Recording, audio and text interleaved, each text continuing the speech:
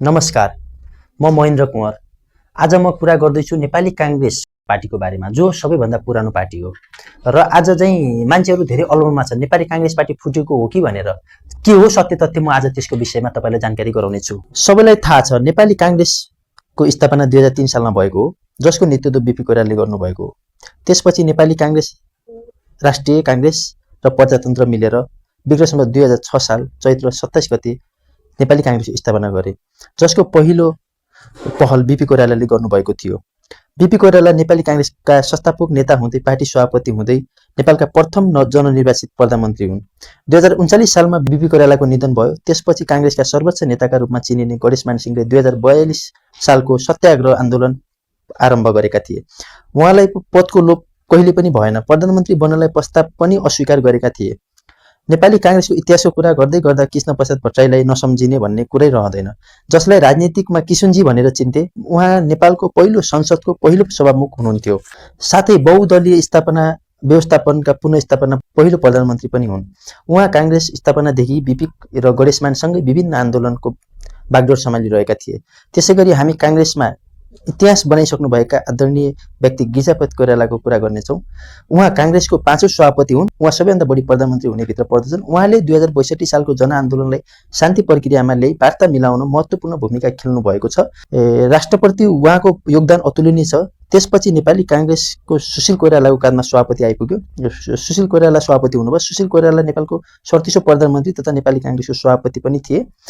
उहाँ 2007 सालदेखि नै राजनीतिकमा सक्रिय थिए। बीपी गणेशमान, किशुनजी र गिरिजासँगै काम गरेका उहाँको राष्ट्र र परिवर्तनका लागि महत्त्वपूर्ण भूमिका रहेको छ। त्यसपछि काङ्ग्रेसको पार्टी सभापति भए शेरबहादुर देउवा। उहाँ पनि बीपीको प्रिय पात्र थिए। सबैभन्दा बढी प्रधानमन्त्री हुनेमा शेरबहादुर देउवा पनि हुन्। उहाँ पनि राष्ट्र र पार्टीभित्र अतुलनीय योगदान छ। जेनजीव आन्दोलनपछि उहाँको पार्टी सभापतिबाट कार्यभार पूर्णबहादुर खड्कालाई दिनुभएको थियो। त्यसपछि तोकेकै समयमा महाधिवेशन गर्न नसकेको भन्दै महामन्त्रीमा रहेका गगन कुमार थापाले विशेष महाधिवेशन जानुपर्ने भनेर हस्ताक्षर अभियान चलाए र त्यसपछि माघमा केन्द्रीय महाधिवेशन गरेर आफू पार्टी सभापति भए। पूर्णबहादुर खड्का, कार्यवाहक सभापति पूर्णबहादुर खड्काको टिम निर्वाचन आयोगमा गयो र निर्वाचन आयोगमा गइसकेपछि आधिकारिक रूपमा फेरि गगन थापालाई नै सभापतिको रूपमा चाहिँ घोषणा गरियो। त्यसपछि निर्वाचन आयोगको चाहिँ घोषणा गगन थापालाई गरिसकेपछि सर्वोच्च अदालतमा मुद्दा दायर गर्नु जान्नुभयो र त्यो मुद्दा पनि गगन थापाले नै सर्वोच्च अदालत गगन थापाले नै आधिकारिक सभापति भनेर चाहिँ घोषणा गरेको छ। त्यसपछि विशेष महाधिवेशनबाट पार्टी सभापति बनेका गगन कुमार थापालाई अहिले एकदमै चुनौती रहेको छ।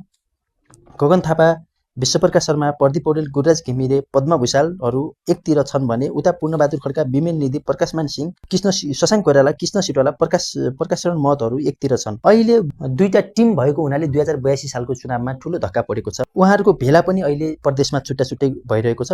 यसै छुट्टा छुट्टै भेलामा कतै पार्टी फुटेको त होइन भन्ने ठुलो शङ्का छ, तर अहिलेसम्म आधिकारिक केही जानकारी आएको छैन। भर्खरै पूर्णबहादुर खड्काले अनामनगरमा पार्टी कार्यालय खोल्नु भएको छ। पार्टीको नाम राष्ट्रिय काङ्ग्रेस भन्नमा आएको छ। बाहिर चुनाव चिन्ह शङ्ख भन्ने पनि छ, त्यो पनि आधिकारिक आइसकेको छैन। काङ्ग्रेसका कार्यकर्ताहरू पनि एकदमै चिन्तितमा छन्। बीपी सुवर्ण, गणेशमान, किशुनजीले रगत बगाएर बनाएको ठुलो पार्टी आज खुम्चिएर सकिनै लागेको त छैन भन्ने धेरैमा जिज्ञासा पनि जागेको छ। अहिले नेपाली काङ्ग्रेस पार्टी फुटेको छैन भन्ने जानकारी गराउँदछु। त्यसैगरी वरिष्ठ नेतामा रहनुभएका डाक्टर शेखर कोइराला अहिले कुनै पनि पक्षमा खुलेर लागेको देखिएनन्। उहाँको बाहिर एउटा मात्रै प्रष्ट बोली छ, म काङ्ग्रेस फुट्न दिने छैन, म काङ्ग्रेसलाई मिलाएर एकजुट बनाएर लैजाने तयारीमै छु, म गुट टिममा विश्वास राख्दिनँ, सिङ्गो काङ्ग्रेस एक बनाउने चिन्ता मलाई छ। डाक्टर शेखर कोइराला 14औं महाधिवेशनका पार्टी सभापतिका उम्मेद्वार हुन् र 15औं महाधिवेशनमा पनि उहाँको पार्टी सभापतिमा उम्मेद्वार रहने छ भनेर उहाँले जानकारी गर्नुभएको छ। हस्, धन्यवाद।